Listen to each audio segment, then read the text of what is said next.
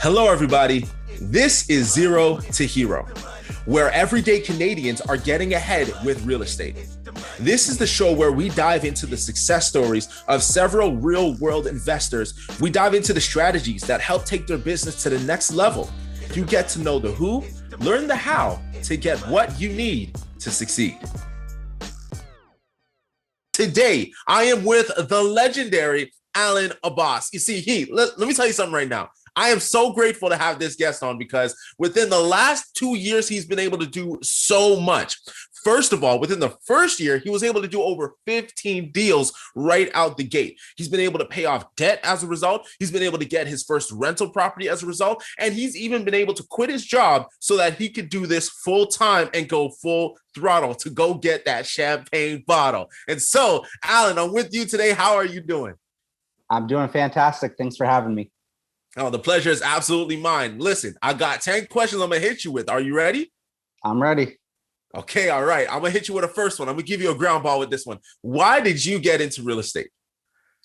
I got into real estate after reading Rich Dad, Poor Dad, and just the idea of real estate intrigued me, and just to get myself financial freedom. I think that's what most people are in it for.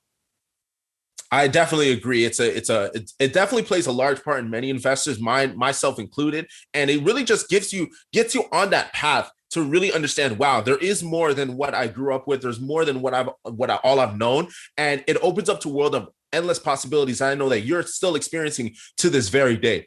But before you even go down that path, talk to me real quick. Before you got started in real estate investing, what was life like before then? So I went back to school 2016 to 2018 for robot programming, robot technician. So I was working all over North America, really, traveling, working long hours inside factories. So wasn't the greatest environment. And that's kind of what I was doing full time, programming robots for the big three, automation. Wow. And so would you say, what was your mindset back then as far as like long-term goals? Were you looking to work up the ladder in that company? Was it just like an in-between job? What was your mindset back then before you got into real estate?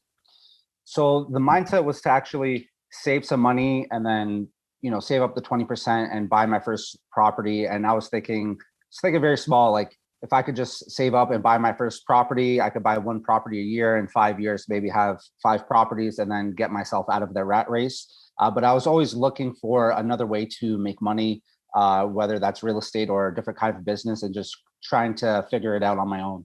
Man, that's pretty inspiring to see that. It's so interesting how you never know what could put you on a completely different trajectory in a positive way, of course, as well as in a negative way. But for you definitely could talk about how that has happened for you in a very positive way.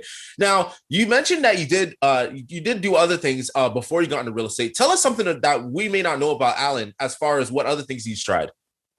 Yeah, I definitely tried a lot of other ventures, stuff from MLM, network marketing, to digital marketing and commission sale jobs, financial planner, selling cars on commission, just a bunch of different random stuff, just trying to figure out a way to make some more income, and pretty much failed at all of them. Stock trading as well. And then once I got into real estate, I found some success there. So that's kind of where I stuck to.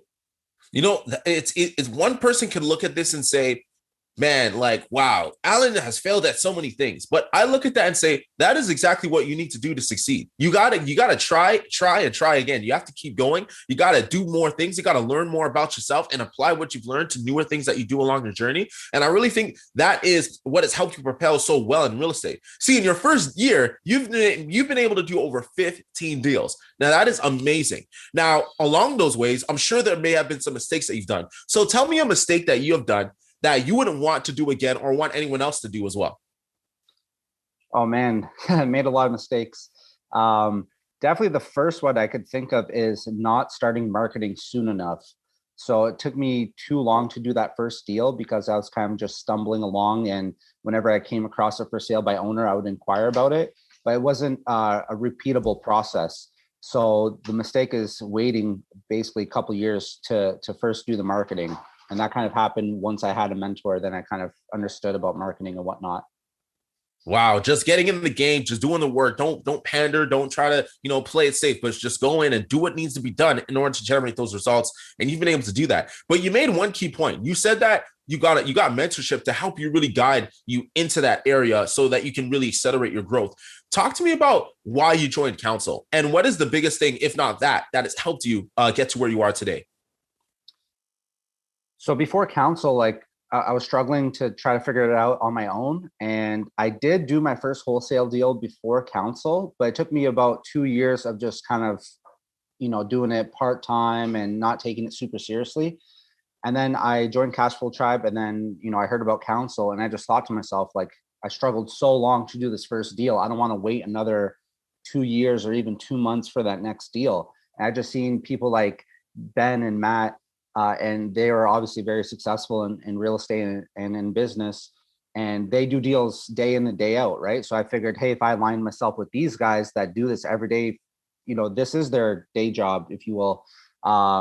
If I just surround myself with them, I can start doing deals day in and day out, and that's exactly what I did.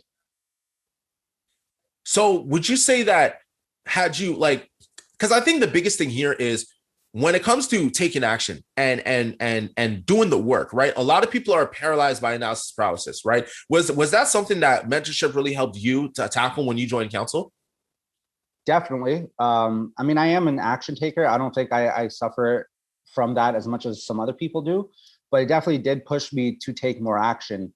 Like in a certain context, yeah, for the marketing, like I was suffering from analysis paralysis, or else I would have done it sooner, right? Like I've heard about it. I just didn't know anyone really doing it and having success. So when I see people on Matt's team just making an absolute killing, and they're very, open with what they're doing and how they're doing it, I just copycatted what they did. If they're doing X and got this result, if I do X as well, I should get a similar result. And that's all I did, and it worked out.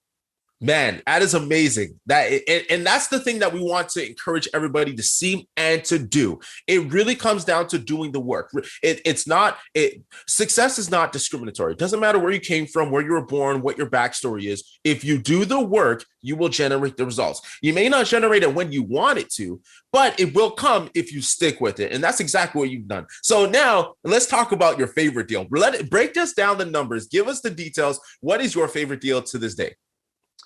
So favorite deal is probably the rental property that I bought. I actually bought it off of another wholesaler, and I'm still in the process of working on it, but it is a pretty sweet deal.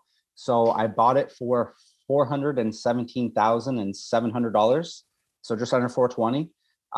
Put about 100 into it. So let's say I'm in it for 520, maybe even some holding costs, call it 550. And so I got one tenant so far, looking for 2 more tenants, and then I will be living in the 4th unit. And now similar properties in the area, other fourplexes, are selling for about 800. So there is a ton of equity there. It will cash flow. So that is definitely my favorite deal. I'm like, man, I need to find some more of these. That is phenomenal. Not only did you get a very, very sweet deal, not only did you increase the value of the property, but you also have equity, you're cash flowing. And if I'm not mistaken, is this a house hack for you? Yes, it will be. I will be moving into that 4th unit. Dude, and you get to live for free, man. That is a win, win, win, win. And so I want to encourage you to see that Alan is someone that does the work. He is a practitioner. And so he is someone that is able to generate results because he's done the work that's required to get to where he needs to go. So, Alan, I want to ask you this. With what you know now, today in 2021, how would you start over if you had the exact same resources back when you first started, but you know everything that you know today? I would get a mentor sooner, ASAP. I would start the marketing ASAP as well. And I would really just cut out all distractions and focus on doing that very first deal in the first 90 days. Ooh, I love that. I love that last part where you talked about cutting out distractions. Give us some. You know what? I'm actually going to save that for later because I think there's some practical tips I want our audience to really take away so that they can be really served in the coming days. But talk to me about the future. All right, we're in 2026. Okay, 5 years from now, where is Alan, and what is he accomplished by then? So that's a great question. I see 2026 looking like having a big portfolio.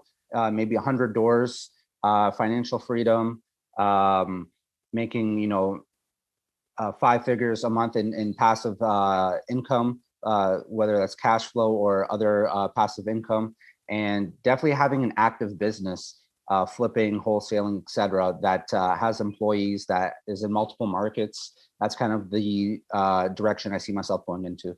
That's amazing. And you're well on your way. You're well on your way. And you know what? I always want to say that people are listening and are inspired because they know where you came from. We talked about what life was like before real estate and what that path was like, and how after results of taking action, getting mentorship, taking more massive action and getting results, and you're still doing so to this day, people are inspired. People are listening to your story, and maybe there's a few people listening and saying, hey, I actually want to start my journey as a result. Now, I want to hone on a few things that you mentioned. You talked about getting mentorship, starting marketing right away, but the third thing you said was eliminate distractions. So can you just give me 3 practical tips for people who want to get started on their real estate journey, how they can eliminate distractions and stay focused so that they don't just, quit this after 30 days?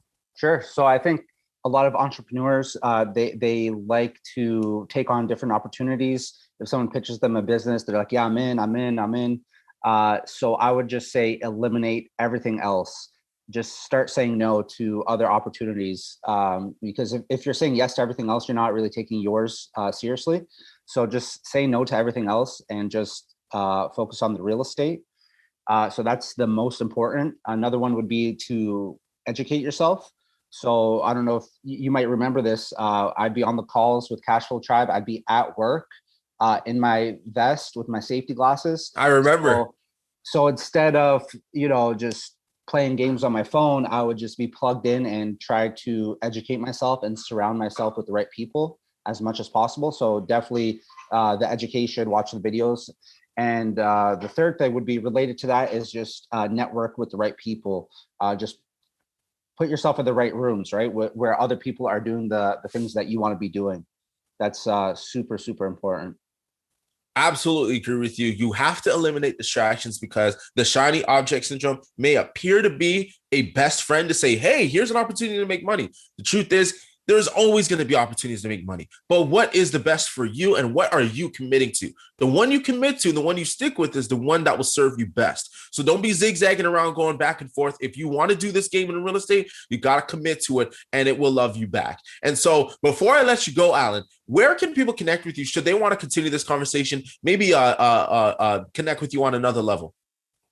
Yeah, definitely on Facebook, Alan Abbas, or on Instagram, Alan Abbas 17.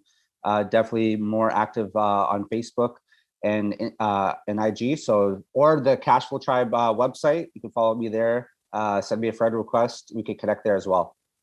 Awesome. We'll definitely put that information down below. So, Alan, we want to appreciate you for coming on. Really excited to see how many doors you're going to be getting over the next few years and just all the success that's coming your way. Definitely continue working, continue growing, and I'll definitely look forward to catching you on the next one. Awesome. Thanks, Daniel. Pleasure being on here.